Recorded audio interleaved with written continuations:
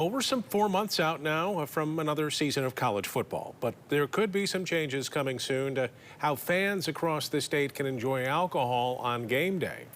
News 8's David Horek explains what they are and what this could mean to those colleges. Alcohol is one of many items not allowed inside Waldo Stadium on game day from the outside. Matter of fact, state law prohibits the sale of it inside college sports venues. But a pair of bills in Lansing would scrap the prohibition and allow with limitations that sale.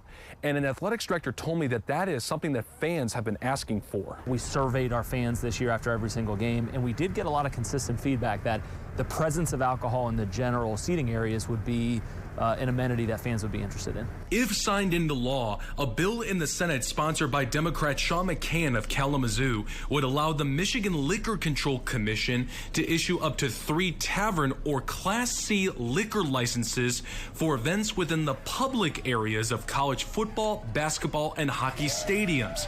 They would allow pouring to start as early as 1 hour before game time. And our fans are saying this is something that would make their experience better.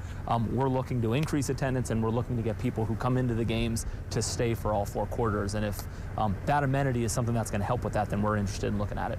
Lawmakers supporting the bill cited Ohio State University's campus police reporting a 65% drop in alcohol-related incidents inside sports venues since alcohol started to be sold there in 2016.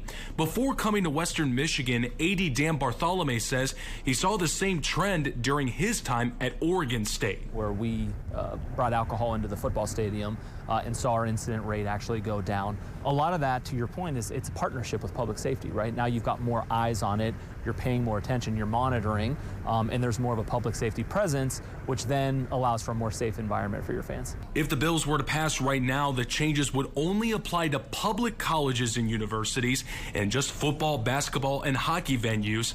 But with them in committee, those details can change to include other sports venues like baseball, softball, and volleyball. We're just happy that there's a start and that there's a conversation. And so certainly if it's something that proves to be a positive experience for our fans in these venues and the state is willing to look at expansion to other venues, that's also something we'd love to look at and talk about. Senator McCann says it's a big question mark as to when fans will be able to buy alcohol in stadiums like Waldo, but it is unlikely that they will be able to before the first kickoff of the 2023 season.